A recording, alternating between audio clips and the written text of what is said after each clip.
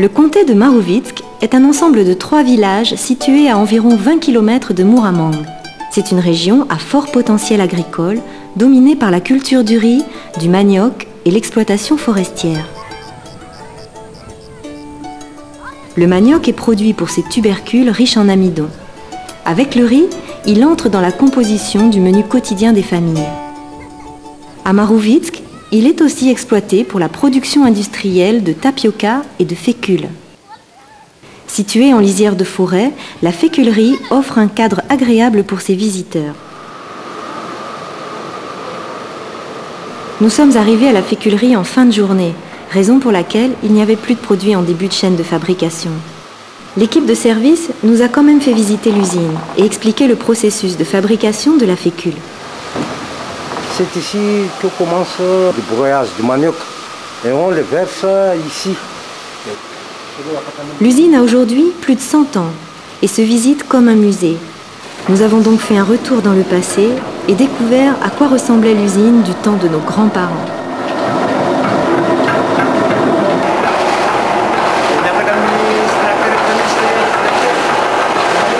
Le processus de fabrication de la fécule n'a guère changé depuis 100 ans. Courroies d'entraînement, vis sans fin et autres tamis entraînent le manioc des broyeurs jusqu'au bassin de décantation de la fécule. Ce troisième illustrateur sépare les déchets de la fécule. Et après, la fécule passe par ce canal et entre au tamis.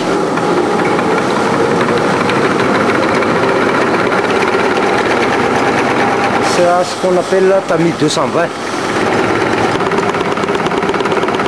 La fabrication de la fécule est gérée de façon rigoureuse en fonction de la production de manioc et de la demande des clients.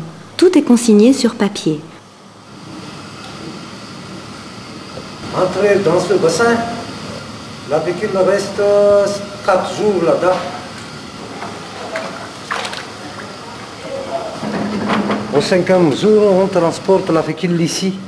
Et on le fait entrer par des morceaux, gros morceaux, et on fait entrer dans cette machine qu'on appelle broyeur.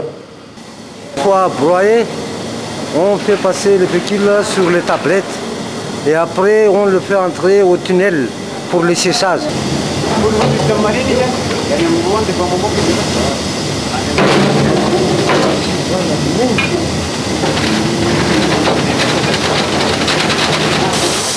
L'usine produit sa propre énergie grâce à une chaudière alimentée par du bois d'eucalyptus.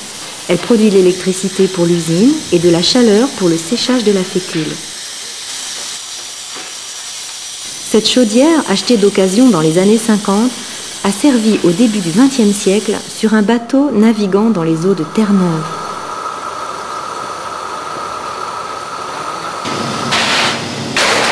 La fécule est tamisée puis conditionnée sur place avant expédition.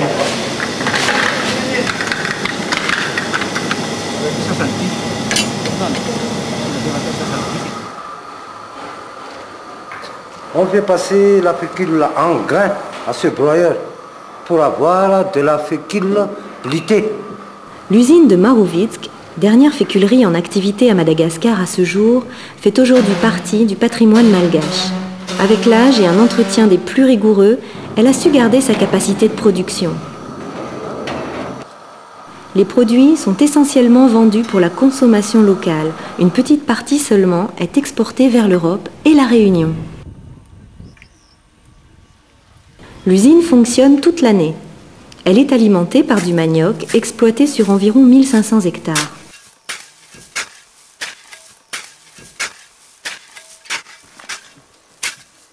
La féculerie de Marouvitsk emploie environ 800 ouvriers permanents répartis entre l'usine et l'exploitation agricole.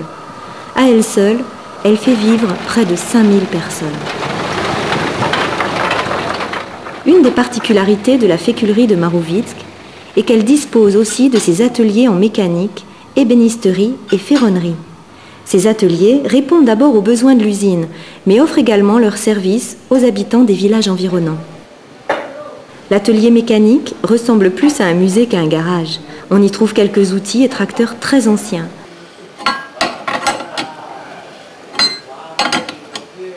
Chaque outil est rempli d'histoire, certains ayant connu plusieurs générations d'ouvriers.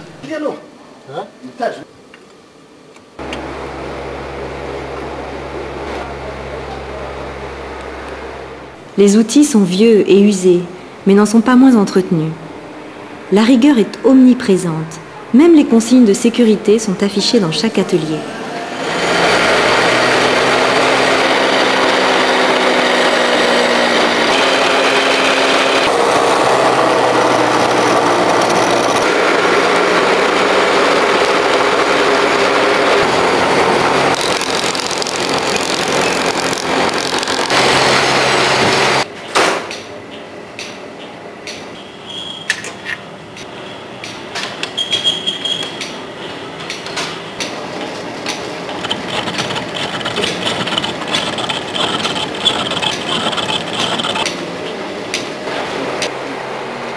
La féculerie a aussi mis au service de son personnel une coopérative d'achat des produits de première nécessité qu'elle leur revend à moindre prix.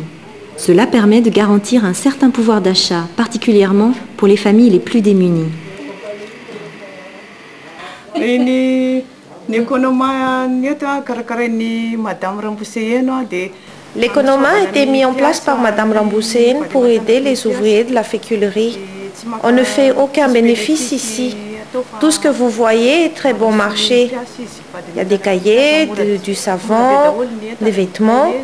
Tout est moins cher qu'ailleurs.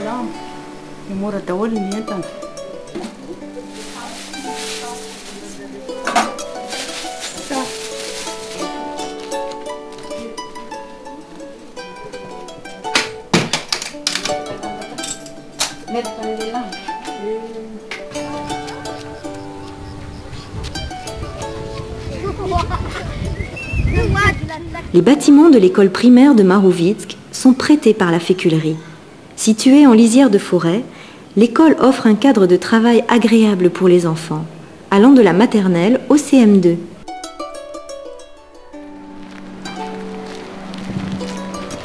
La féculerie dispose également d'un centre de santé de base, gratuit pour son personnel et leur famille.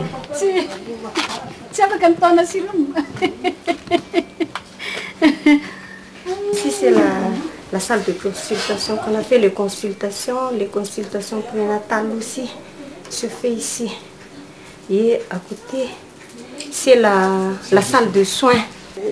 Chez nous, il y a beaucoup d'activités à faire parce que il y a l'accouchement, il y a la consultation plus les soins et aussi la planning familiale. Ce centre est principalement financé par la féculerie. Il accueille également la population alentour qui paye ses soins et consultations, mais à moindre prix. Ici, c'est une salle qu'on a mis les malades qui ont des maladies graves ici. Chez nous, il y a beaucoup de gens qui ont fait de palud graves.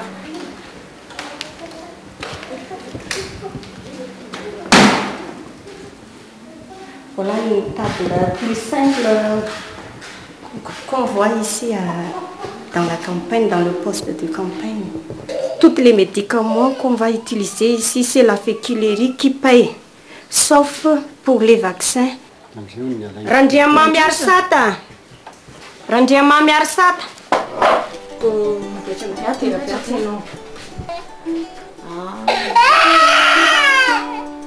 Pour des soins nécessitant des interventions cliniques lourdes, la féculerie dispose d'une ambulance pour les évacuations vers l'hôpital de Muramang. Les soins pour les ouvriers et leurs familles sont totalement pris en charge par l'usine.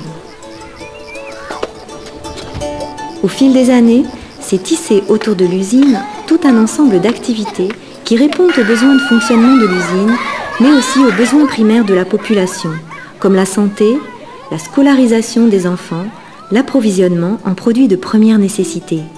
La féculerie de Marouvitsk est un bel exemple de développement durable et semble l'avoir été déjà bien avant que le concept soit devenu à la mode dans les pays occidentaux.